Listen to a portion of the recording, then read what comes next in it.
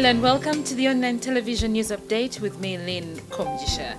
President Museveni, during the Independence Day celebrations, revealed that the national airline will be revived nearly 2 decades since it collapsed. There's currently a wave of revival for national carriers in East Africa. So what are the implications of this decision?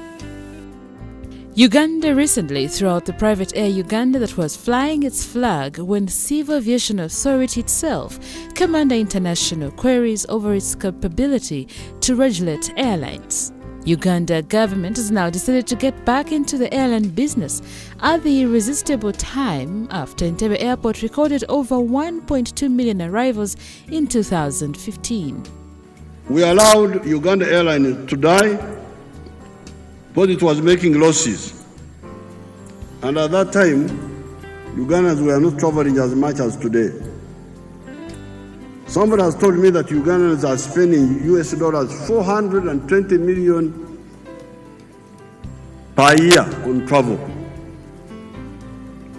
Therefore, the NRM government has decided to start a national airline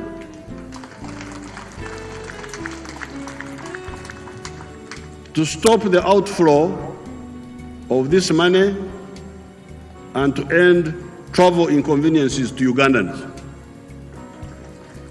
Uganda Airlines, whose call signal was QU, collapsed in the late 90s when government failed to find a strategic investor for it after its profitable ground handling business was chopped off to become NHAS and its lucrative routes were given away.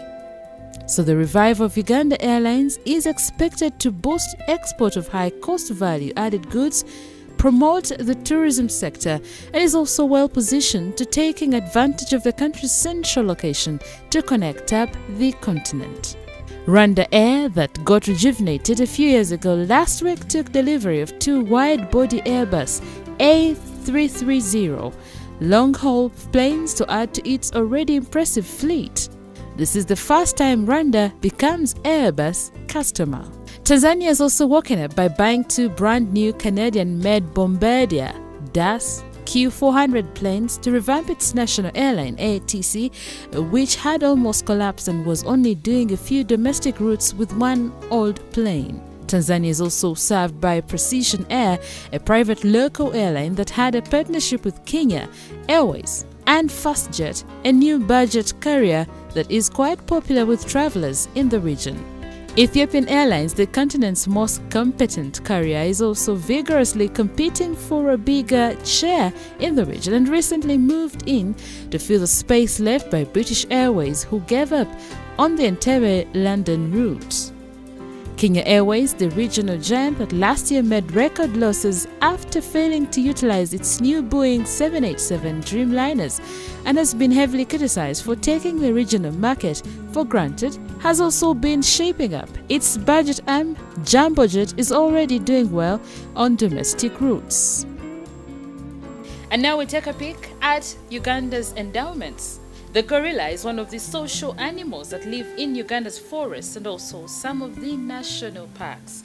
It is covered in a black hair suit that keeps it warm in rainforests and hides from possible poachers. This endangered animal has contributed to Uganda's tourism revenue by attracting tourists to participate in gorilla tracking in national parks like Bwindi Impenetrable National Park. Take a look. Gorillas are ground dwellers and, like many primates, are very social. The Ugandan gorilla has longer hair, a broader jaw, small nose, larger teeth and softer arms. They have black fur covering much of their arms, head and the back.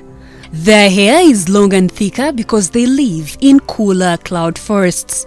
Like all the great apes, the arms of a gorilla are longer than its legs.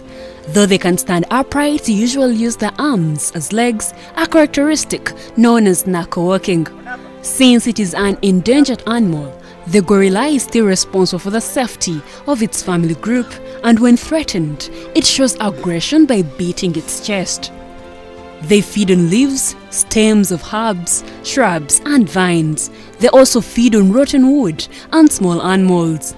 These gorillas are very interesting. Sometimes they raid some farms. They live in tropical moist forests, and in Uganda, they can be found in the Afro-Montana forests of Muhahiga Gorilla National Park and Bwindi Impenetrable National Park.